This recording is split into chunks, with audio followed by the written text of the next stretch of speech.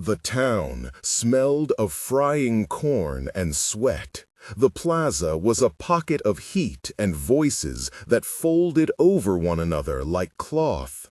People spoke in the quick rhythm of market days, barter, rumor, laughter edged with worry. A whisper went straighter to the heart than a shout. There was a stallion at the edge of the hacienda, wild as a fist, and the owner had said it would be killed if no one could tame it. For anyone who listened, that was the kind of news that sat in the mouth long after the day had cooled. If you care for small, stubborn stories of courage and hope, stay with this one. Subscribe and like to hear more tales like these. When Don Manuel climbed the low wooden platform in the middle of the plaza, his boots thudded once, and the sound made Sofía count the beats before she knew the words were coming. She had been counting since she learned the town by foot, the 3 steps from her doorstep to the alley where the cat slept, the 7 taps on the pantry door before her grandmother stirred, the slow, even numbers of merchants' footfalls as they arranged their blankets. The counting steadied her. It named the space she moved through. From her place at the edge of the crowd, she could not see Don Manuel.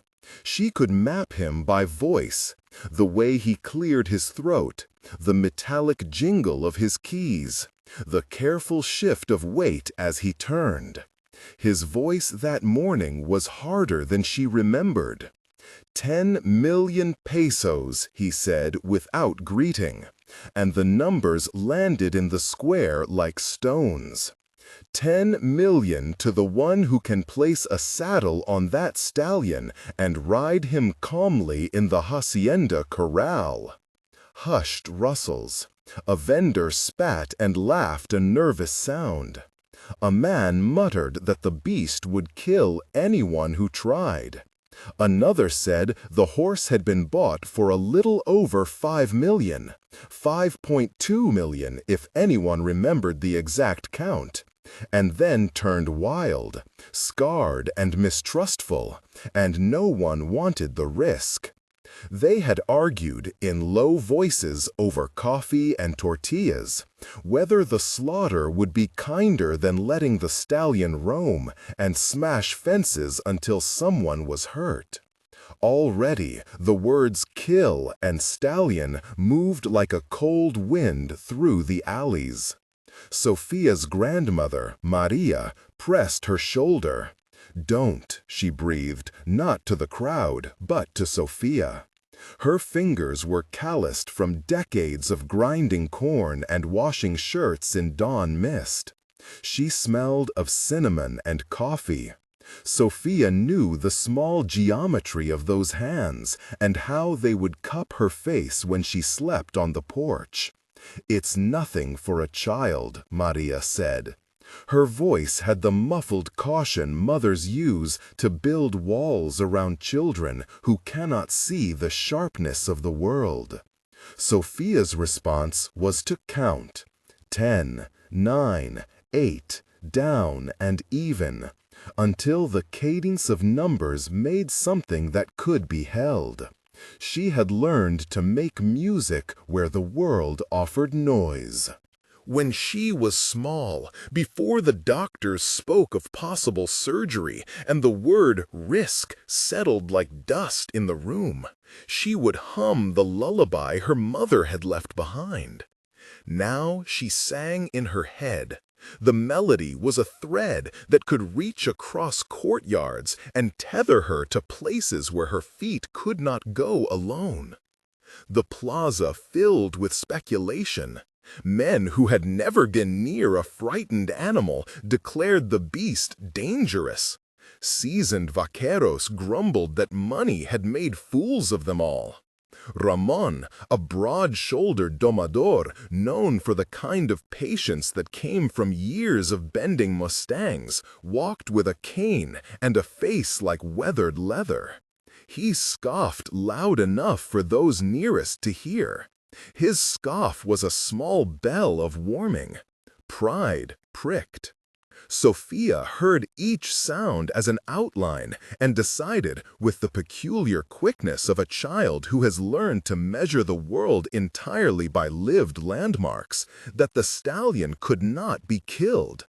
It was as simple and stubborn as the way she loved the cat who'd taken to sleeping in the folds of her blanket. She thought, as children sometimes do, that if something could be stopped with a song or a hand, then it ought to be tried. Nobody expected she would be the one to say so. The crowd did not see the small figure at the fringes, the little body wrapped in a faded skirt and a heavy shawl, with a braid that smelled faintly of mesquite smoke where she had leaned too close to the kitchen fire that morning. They knew her as Maria's granddaughter, the blind girl, useful for errands and the careful counting of coins when the tin rattled for tortillas. They did not think of her as a reckoner of courage. Sofía stepped forward because the sound of Don Manuel's voice had made the air a little too tight. Her hand slid into her grandmother's and then out, and the world rearranged as she moved among bodies by the known kindnesses of elbows and the hush of skirts. She felt the town beneath her soles, the uneven cobble, the small smooth stone that always caught under her right foot, the vendor's blanket edge. At the platform, she stopped and lifted her chin, as if, though sight was not a shape she could claim. Don Manuel regarded her with the slow, surprised interest of those who confuse inability with fragility. "What can a child of 10 do with a stallion?" Ramon said, loud and wet with scorn. He knew how to break horses the classical way, a process of tight ropes and dominance. The town thought that force would win where tenderness could not. They had decided, many of them, over long afternoons of coffee and avoidance, that the beast would be put down if no one succeeded. Concern for the community had a way of bending toward the practical. Sofía's voice was steady. "I will try," she said. It was not a plea. It felt to her like answering a question she had always asked in the dark, whether a single song could hold a thing still. A laugh went around. Someone called her a fool. Someone else said she would be killed and that the sightless girl couldn't possibly match the cunning of men who had broken horses. Don Manuel's laugh had a sharpness that cut. 10 million pesos is not play money, he said. This is dangerous. If she is silly enough to try, she will have to do it within 30 days. The demonstration will be public. If she tames him by then, she takes the 10 million. Maria reached for Sofía, but Sofía's fingers were already on her grandmother's palm in a small press of permission. The counting began anew in her head. 1, 2, 3, a map for the next 30 days. The crowd settled as if at the sound of a bell to watch what would only a story or a spectacle. They, who had once spoken of killing the stallion, now placed bets in whispers. Some bet he would trample the child. Some bet she would back away before the corral. Very few placed faith on anything but the currency of their disbelief. That night, the house smelled of beans and damp cloth. Maria hummed a low tune as she pressed masa through the mataque and spoke of caution. She had been a widow many years, and the sea of worries around a family had taught her to keep its edge. "You cannot ride with your ears alone," she said, and then, softer, "but you know things we have lost." Sofía climbed onto the small cot and arranged her shawl as a blanket. Her fingers found the worn place on the wooden frame where her hand always rested when she thought. She counted the slats in the shutter beside the bed, and then began the melody of the lullaby, patching it with thread-like memories of her mother's voice.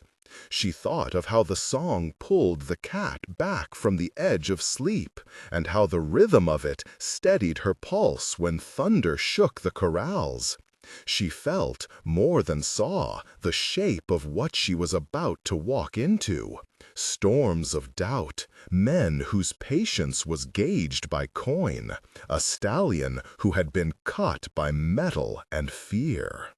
There was a plan in the town, an offhand murmur that a horse with that much danger could be sold to the hacienda for meat, put down with a bullet in the tail of a field where they buried last winter's trash. That practical cruelty sat in many mouths like a last bitter seed. Sofía thought of chance and what it does to those who have little, and a fierce tenderness grew in her like a ribbon. By morning, she had told Maria nothing of how she would go about it. Plans in her head were a long string of small steps. Visit the corral at dusk, hold out the hand, hum the lullaby low, introduce the blanket, let the horse smell her, and know she would never strike.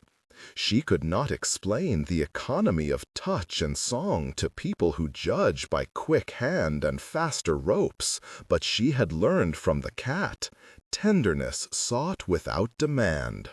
She had learned, in the dark, to let creatures choose the edge of the world that belonged to them.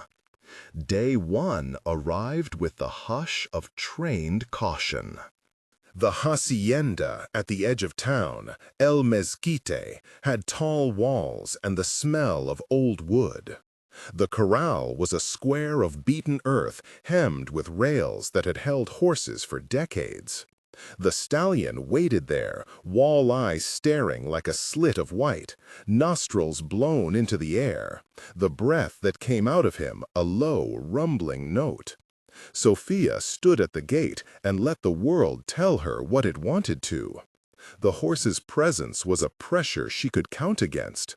3 hoofbeats on the other side of the fence, the metallic scrape of a bit gone from a mouth, the way straw shifted when he moved. Don Manuel watched from his porch, a shadow with a cigar. Ramon leaned with his cane and made assessments in the economy of a man who had worked with living force every day. Paco, a young vaquero who smelled of horses and youth, hovered with the nervous energy of an apprentice. They all believed they were managing risk. Sofía believed she was delivering a promise. She did not run to the horse's head. She let the noon heat be a shield and sat on the lowest rail so that her position would not threaten the animal.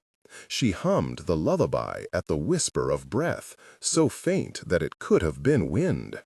The horse shifted and flattened his ears, a small, necessary warning. Sofía counted heartbeats and waited. To be patient with an animal was to become a slow instrument. She felt the count as if it were a rope tightened around time. At first, the stallion ignored her. Then he turned his head slowly, and she listened for the tiny change in his breathing that meant curiosity. He sniffed the air, a leathery sound, and she extended a hand, palm open, letting the scent of her skin travel to him. He drew close enough that she could press her fingers to the outline of his jaw. The skin there was warm and damp and threaded with hair that bristled under her touch. There were ridges and valleys on him, like the map of an old road, scars, a raised line along one shoulder that fit between her fingers like a story. She traced it without asking. The horse flinched and then did not move away. A small victory, the sort that tasted like rain. Sofía counted it quietly. One small number that would, later, sit in the chain of 30 days as a hinge. Day 2 and Day 3 unfolded in a gentle ritual. Sofía arrived and sat, and the horse came and left in his own time. Sometimes he stomped, sometimes he paced, sometimes he pressed his cradle of breath against the slats as if to test their strength. The men around her would talk too loud, each noise a burr of danger against the soft rope of her focus. Ramon sneered that tenderness would not hold when the wind rose or when men shouted.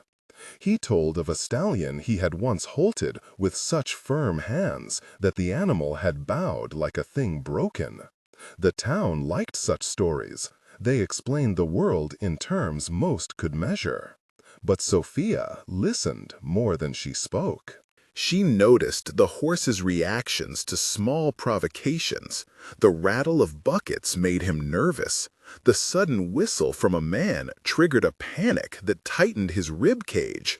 The smell of leather and rope brought back something he did not like. She learned his triggers as if she were reading Braille.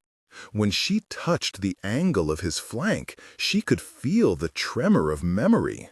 There were knotted places at the base of his neck where he flinched at being touched, and those places told her the story she would never see in its full outline.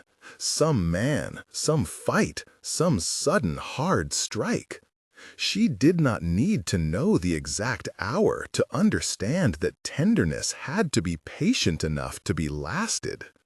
By day 7, she had managed to lay a blanket over his broad back while he stood still. It was not a saddle. The blanket was a soft, feathered thing of wool that she had begged from the seamstress in the plaza, promising small work in return. She did not rush to place it. She let him smell it, warmed it over her lap, breathed into it her lullaby so that the cloth carried the memory of her voice.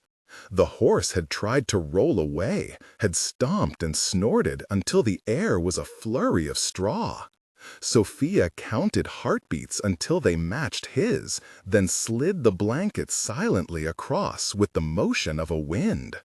When it stayed, she closed her eyes and let the whole world be contained in the shape of that contact. The roughness of his coat through the cloth, the press of breath, the soft tear along his flank that she learned to ignore in the way we learn to live with scars. The town began to murmur, first in wonder and then in irritation. How could a blind girl taming a horse change the rules of the world? Men wagered on her failure and cleaned their knives with a kind of clinical loyalty.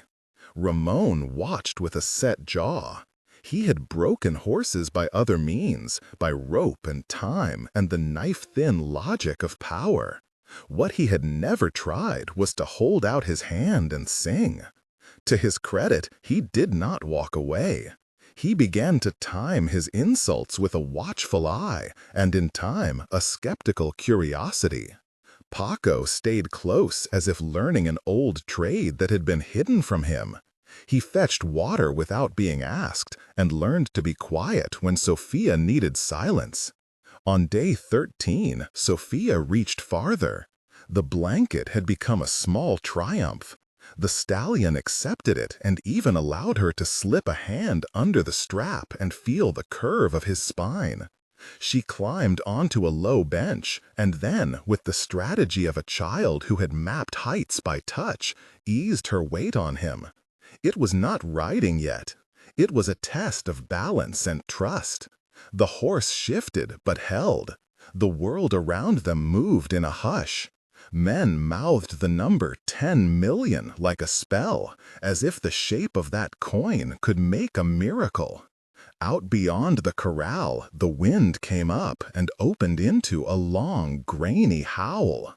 The horse jolted, ears pinned, and for a moment the blanket slipped.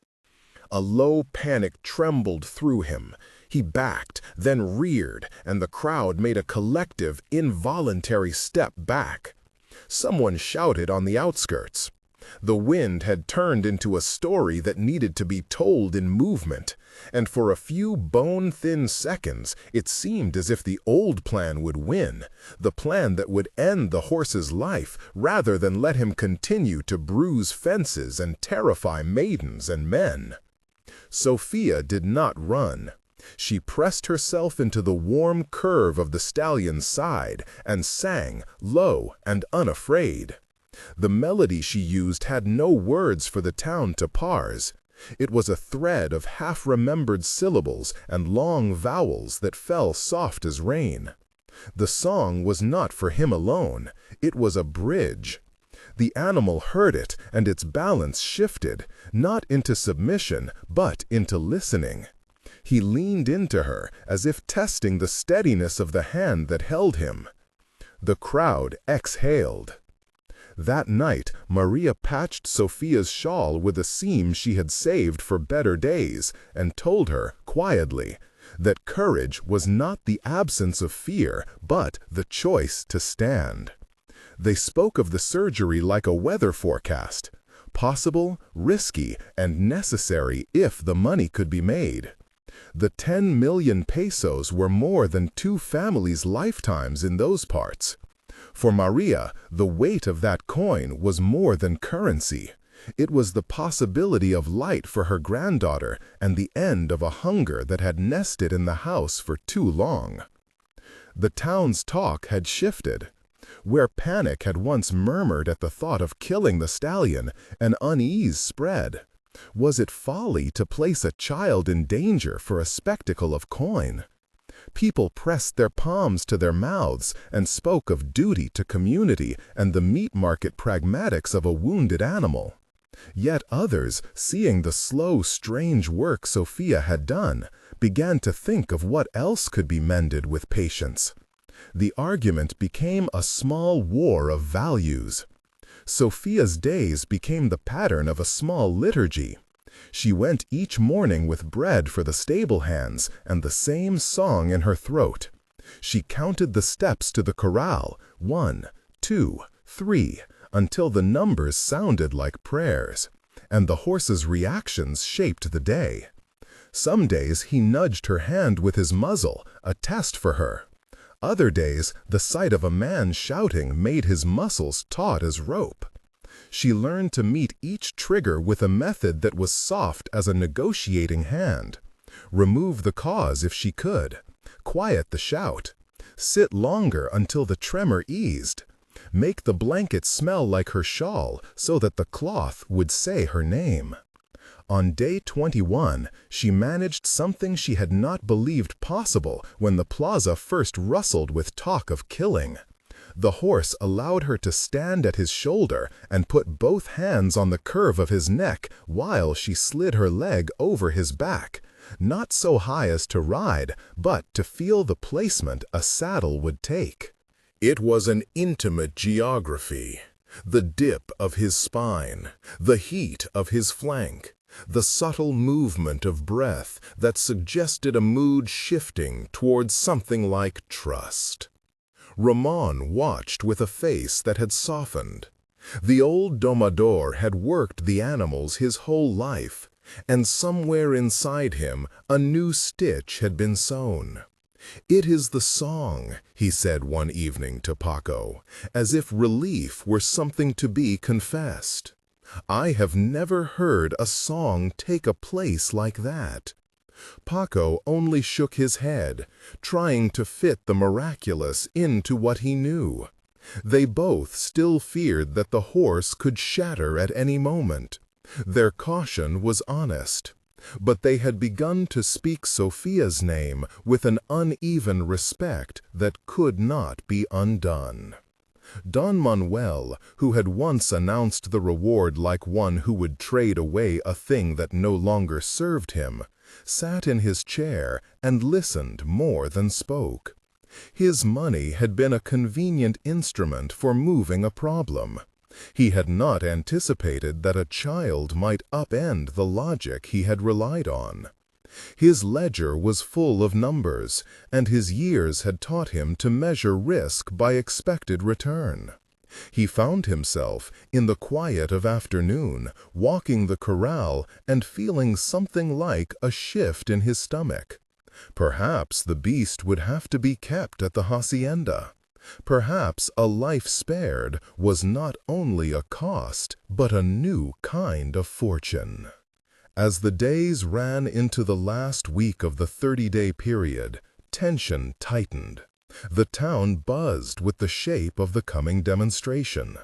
People whispered whether the child would be brave enough to mount the stallion in front of them, whether the horse would be calm enough to let a rider remain. The plan to kill the animal had been pushed into the background, held at bay by a strange and growing thing: hope that a little music could steady a life. Sofía had learned where the horse's scars lay: along his shoulder, along the inside of one hind leg, a thin white line she could trace like a seam with her fingers. She had found the places where his breath caught, found the rhythm that made him swing from fear to stillness. She slept in the tack room 3 nights that week, the hay a thick mattress beneath her, the smell of the stallion's mane close as a conversation. She knew his smells the way other children her age knew faces: musk and dust, lemon from the groom's soap, the faint iron trace of old blood. Sometimes she dreamed of light. The dreams were small and spare: a blur of color at the edge of a wall, the silhouette of a tree against a slow sky. But she did not believe in miracles in the way the town did. For her, the possibility of surgery was a series of smaller choices: the right doctor, a careful hand, money enough to pay for the risk. She thought of what sight might do to the tapestry she had already woven in the dark. Would it break the songs that now held her steady? Or would it add another layer? On day 28, a week before the demonstration, the wind came not as a test, but as a cleansing. Rain smudged the dust roads into darker lines, and the air smelled of wet mesquite. The stallion, who had been skittish all day, lay down in the corral as if to sleep. Sofía sat on the rail and laid her hand on his flank and sang low. The song was a thread that carried both of them through the gray. He breathed in that moment, and the breath came long and soft. It was the sound of something no one had expected, the easing of a muscle that had been tight with fright for years. Paco watched with eyes widened in the rain. Ramon with a wet mustache and the look of a man who was having something old in him healed. Some voices still murmured of danger and of practicality, of how a life of a stallion could not weigh as much as the safety of the town. But the shape of what would happen had moved. Killing the animal was no longer the unanimous supposition. The town had, in a small, shaky way, begun to be divided. There were bets placed on Sofía's success, and others bet on disaster. But the majority had become something in between, curiosity wrapped in compassion. The public demonstration was scheduled for the 30th day. Don Manuel announced the rules in a voice that had to be fair if he wished to be beyond reproach. No ropes, no tricks, no bait. Only a rider and a saddleless mount in the corral, and whoever rode him calmly through the ring would take the 10 million. The announcement drew a crowd that felt like a tidal wave of opinion. Some came for the money, others for spectacle, many out of a desire to witness a kindness that might look like a miracle. Sofía had a plan for the demonstration, the way an artist plans the final stroke. She would not use force. She would not allow the horse to be shamed into obedience. She would rely on the song, the blanket, the gentle pressing of hands where scars had grown thick as armor. She had rehearsed mounting and dismounting with Paco nearby, and had learned how to keep her balance by feeling the horse shift his weight, each time naming the motion in her head. 1, 2, 3. Her resolve was the steadying of an instrument. She did not tell Maria how she would negotiate with Don Manuel if she won. The numbers were a thing that felt like a bridge too steep to cross alone. But then she had learned the arithmetic of possible futures in the quiet. 10 million pesos dangled like a promise of light. She thought of surgery, of a small slice of sight returned to one eye. Enough, the doctor had said, to let her discern shapes and colors, not a full undoing of the dark. She imagined, in the hush of sleep, the sight of the corral rails, the way the sun would cut across the horse's shoulder, the small kind of beauty that might anchor her in a new way. On the night before the demonstration, the town hummed with tension. Some neighbors came with lanterns and sang songs meant to bless ventures. Others stood in groups, mouths tightened like knotted rope. Ramon came to the corral and touched Sofia's shoulder with a gesture that was nearer apology than admission. Don Manuel came as well, and, seeing her there in the dimming light, found himself without the words with which he measured economies. Paco, who had been at her side always, offered to be a hand or a foot if needed, and Sofía accepted the quiet loyalty without fuss. She slept that night with the horse's breath as a metronome, and woke early, before sun, to count the slats of the stable door. Her lullaby was thinner in the morning, like fog, but she held it like a cloak. The day opened in a hush. The corral smelled of mud turned to baking dust. People gathered, and the sound folded into a single mass of expectation. The town had nearly decided for itself what would happen. Most had not placed their final bet, for fear of bearing witness to wrong. When Sofía entered the corral, she felt the press of the crowd through sound alone. A murmur moved like a tide, someone choked, and a horse nearby shied at the noise. The rules of the demonstration craved silence, an enforced hush that would allow the subtleties of motion and song to have their say. Don Manuel raised a hand to quiet the square, and, for a breathless second, true silence fell, the kind that is not absence, but attention. Sofía stood in the center of that attention, and did what she had done 100 times. She counted. 1, 2, 3. The numbers formed a rhythm that steadied both her and the animal she had coaxed into the ring. The horse was nearby, more composed than he had been on any other day. Sofía felt his weight shift like slow water. She reached out, and the horse touched her with his nose, as if to greet the only thing he had come to understand as safe. The crowd held their breath, as if it could be a hand to steady them. Then she sang. It was not loud. The song moved through the hush with a thin, clear thread.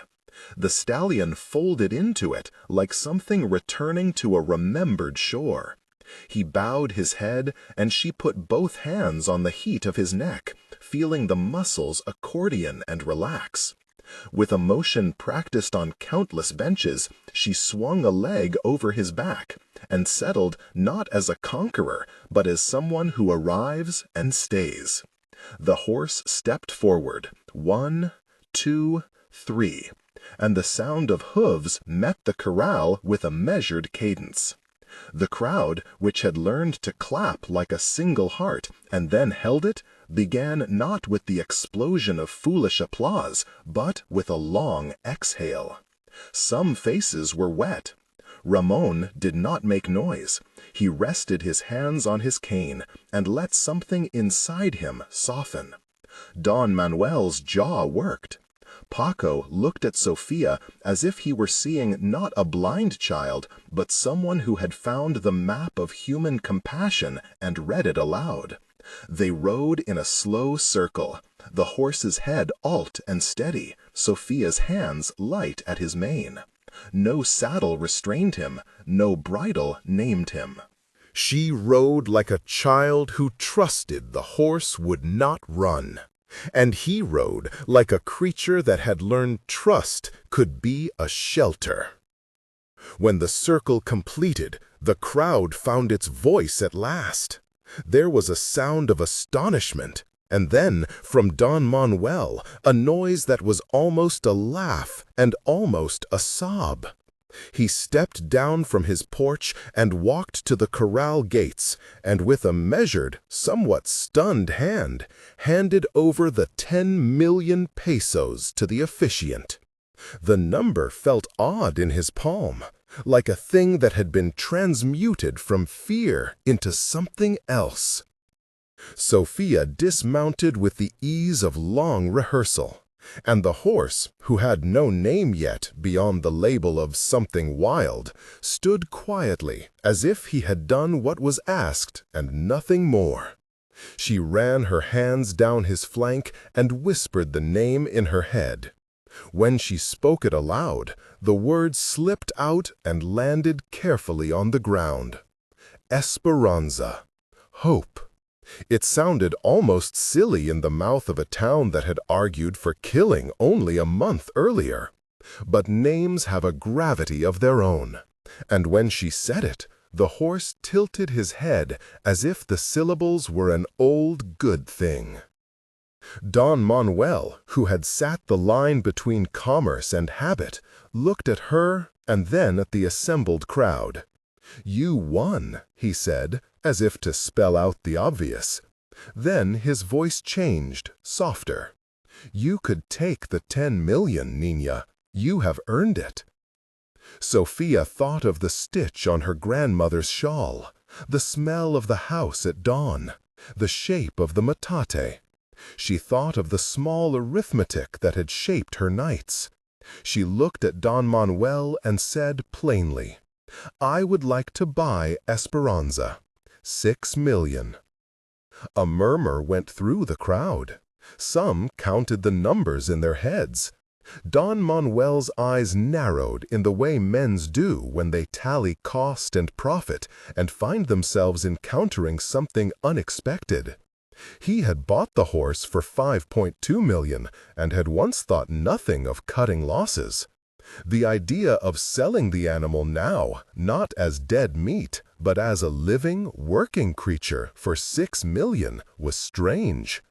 There was also the question, why would a child give up the rest of the money, the 4 million that could free her life of a hunger she had known? It was honest. It was foolish, perhaps. It was the kind of kindness that made people's heads tilt. Sofía answered before the town could craft its cynicism. 4 million will pay for my grandmother's surgery, she said, and for mine, so I may see with one eye, to help more, to learn, and the rest for a small place where animals like Esperanza can come when they are hurt, so no one makes the decision to kill them because they are scared." Don Manuel's face softened. The money in the town's economy had been a blunt instrument. She had taken it and made of it something else. A shelter, a gift, a choice. He scratched his chin and, with a man's slow assent, nodded. 6 million, he said, and we will keep you at the hacienda, child. You will work, and I will give you a room and food. We will teach you a trade. Pay me when you can. Maria wept openly, fingers laced with Sofía's, and the town offered the kind of silence that is like a blanket folded over a newborn. Ramon came forward and put a hand on the stallion's neck, and the old domador's eyes were wet. Paco laughed and then cried. His loyalties had shifted into a kind of astonished pride. Sofía signed the rough agreement in the way rural towns make bargains, by voice and by witness, and by the small acts of trust that follow money into place. The 10 million became a ledger of new lives, 6 for Esperanza, 4 for surgery, and the small sanctuary.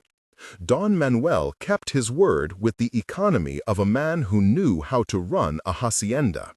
He kept her at El Mesquite and gave her a small room above the tack room where she could sleep on the nights she would not in the corral. The surgeon who eventually attended to Sofía was careful and practical. Dr. Salazar, a man with a steady hand and a voice like a metronome, had warned the family not to expect miracles. "We can recover some vision in one eye," he had said plainly, "enough to see shapes, colors, enough to navigate, not to return what you have never had." The phrasing was a map of reality. Sofía understood it as a boundary rather than a refusal.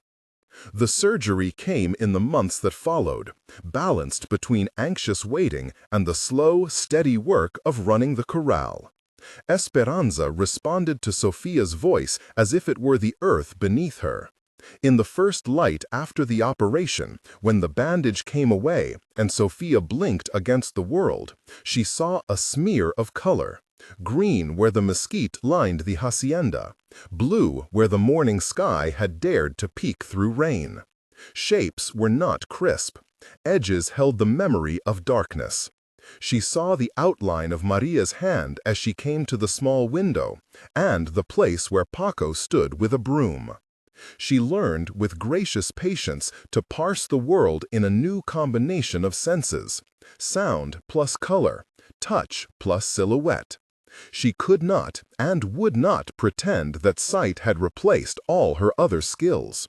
Instead, it folded into them like a new chord. The world remained mostly the music she had always known, and sight became an instrument among many. Life at El Mesquite began to knit into a daily hymn. Esperanza thrived under Sofía's quiet stewardship. She named the small sanctuary, not a large institution, but a modest corral and shelter where injured or mistrustful horses could come and be tended with patience and blankets and song. Children from nearby villages came, and Sofía taught them how to sit and listen to a horse's breathing, how to place a hand where it would not shame. Carmen, a girl of 12 who had once been afraid of animals, learned under Sofía's guidance to read a brow and count a gait. Ramon came to help sometimes, not to dominate, but to learn. He brought old tricks and a new humility, and the two men, older and younger, hardened and softening, found in her a strange tutor. Don Manuel's practical bark softened into a kind of local patronage. He wrote a small ledger entry once and then stopped keeping it, in the arithmetic of loss versus profit. Money had shifted its shape in his mind. One evening, years later, the town gathered at the hacienda for a small fiesta. Esperanza stood beneath a mesquite and grazed, her coat glossy as if nourished by the very generosity that once nearly ended her life. Sofía sat on a low bench and hummed that same song, the lullaby that had saved a creature and a child alike. Children chased one another with the freedom of those who have never been owned by fear. Maria, bent but steady, watched the play with the soft joy of one who has walked through storms and found the sun. Sofía's partial vision never returned to full clarity. That was not the point of the story, any more than a name on a ledger. The point was in how seeing and being seen had changed. She had, in the simplest arithmetic, converted fear into shelter. She had taken 10 million pesos and made of it a doorway, $6 million for the horse, $4 million for a chance to gather light and to give back. The townspeople who had once talked of killing the stallion told the story differently then, about a child who refused fear and invited a beast into the shape of hope. When she walked through the corral now, she did so by the shape of his breath and the color of his flank and the memory of his scars, which she touched sometimes and told a story into the hair there. The scars were no longer signs of a life to be ended, but marks along a road that had been healed. Esperanza leaned her head into Sofia's hand with a trust that had been hard won, and the sound of their breathing together was like an answer.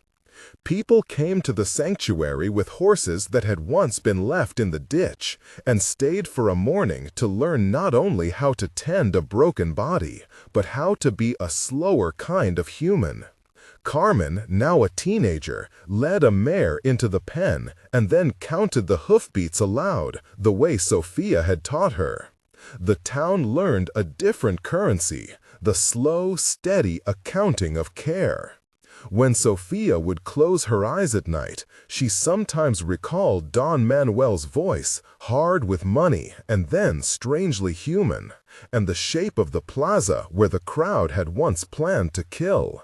She had been small and abandoned in their minds, and yet she had stopped them, not by force, but by the patience of a song and the steadiness of a hand.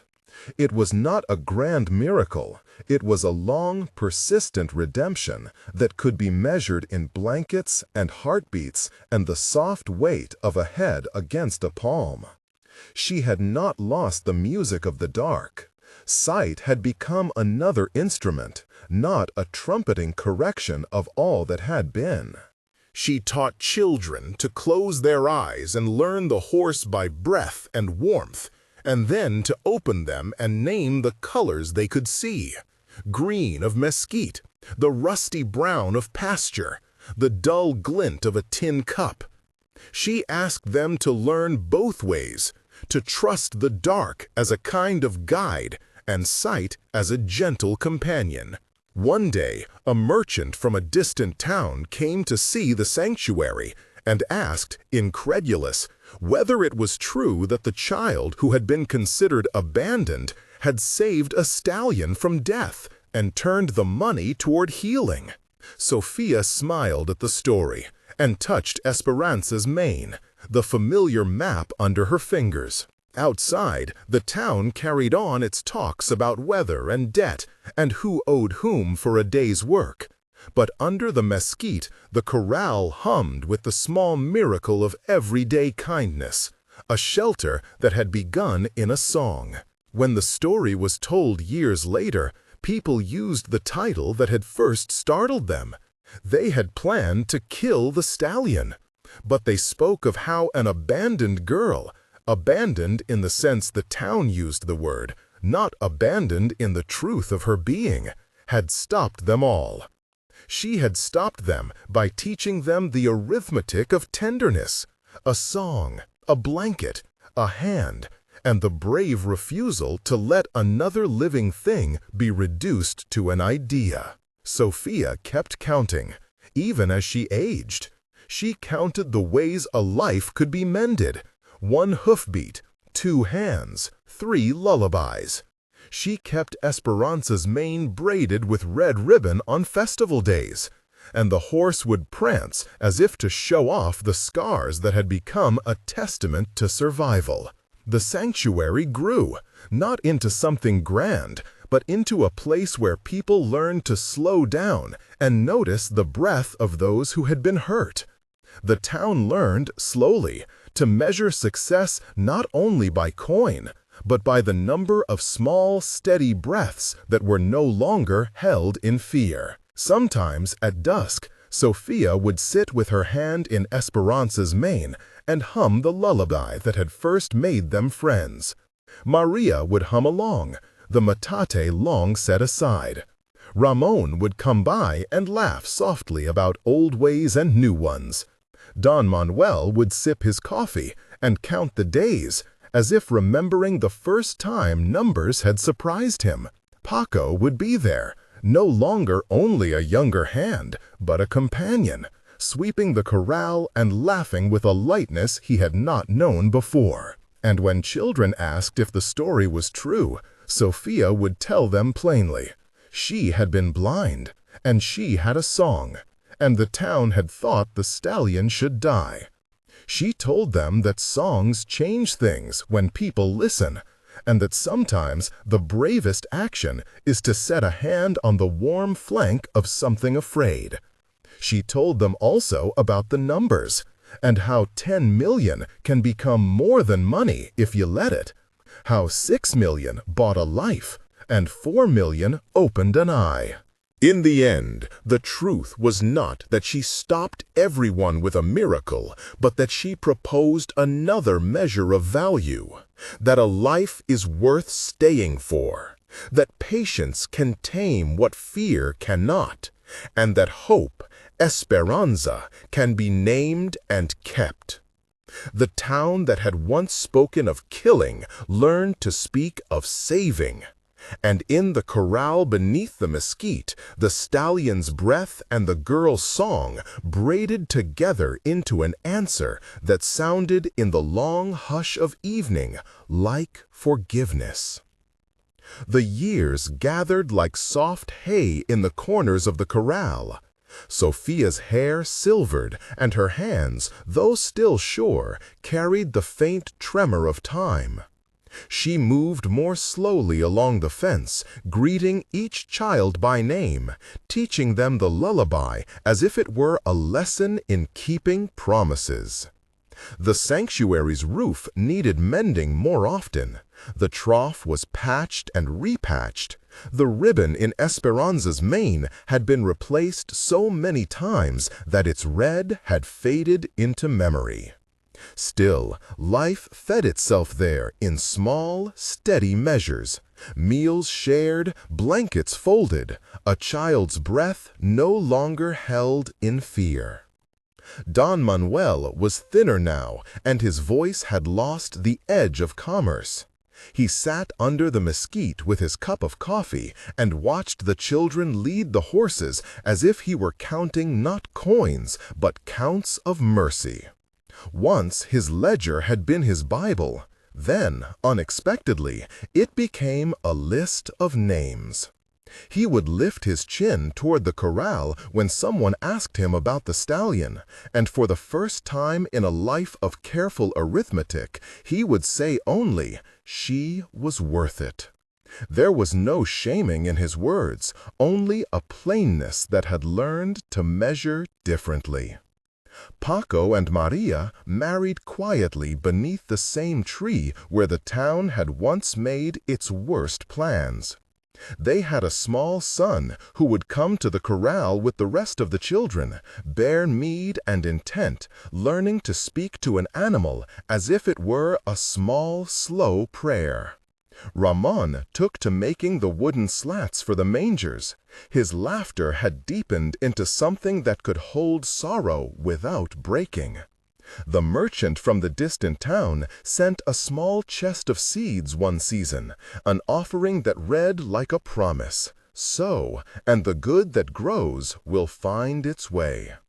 Sofía found her days full of counting and forgetting in the same breath. She counted lanterns lit for an ill child, cups of broth carried to an old woman, the times a frightened animal had been soothed simply by a hand placed low on its flank. She forgot appointments she had not had, misplaced thoughts like feathers, and forgave herself as easily as she braided Esperanza's mane. When she misremembered a child's name, the child would correct her, and she would laugh, delighted to be taught. As the stallion aged, his gait shortened, and his prance grew more deliberate. When she could no longer count aloud, the children took her hand and counted for her. They counted blankets, meals, names, breaths. They counted the small resistances to fear. 1 lullaby, 2 blankets, 3 hands, 4 mornings kept from dying into cold. The town, which had once measured the world by what it could spend and demand, learned finally to measure by what it would not surrender. There were no sermons about change, no sudden conversions in a single chapter. Only the slow work of people who had been taught a different ledger. Sofía died as she had lived, among things mended and voices steady. They buried her on the high slope behind the corral, where the mesquite bristled and the wind could carry the lullaby down to the town. A small stone marked the place, and children left red ribbons braided and tucked beneath it. Don Manuel placed his hand on the stone and, for once, had no ledger to consult. He had only his breath and the memory of having been led into a more generous arithmetic. The sanctuary continued. Children who had once been taught to name colors with sight and with the tremble of absence became teachers themselves. They braided new ribbons, stitched new blankets, and kept count. Not because a name demanded it, but because counting had become the only honest form of prayer they knew. The town did not become perfect. There were still debts and sharp words, and days when the sun burned low and mean. But there were also more blankets, more hands laid upon trembling flanks, more songs at dusk. Years later, a small girl who had never seen the beginnings of the story stroked the fence and asked, in the simple tone of children who know that truth is practical, "Who first taught us to count?" An older woman, hair light with the same silver that had once been Sofía's, smiled and braided the child's hair with ribbon. And the child repeated the lullaby until it sounded like a promise. In the hush that followed, the wind moved the mesquite, and the corral smelled of hay and old leather, and the soft, steady breath of animals that had been kept alive by hands that would not let go. The song braided into the town's evenings as surely as the ribbon braided into the mane.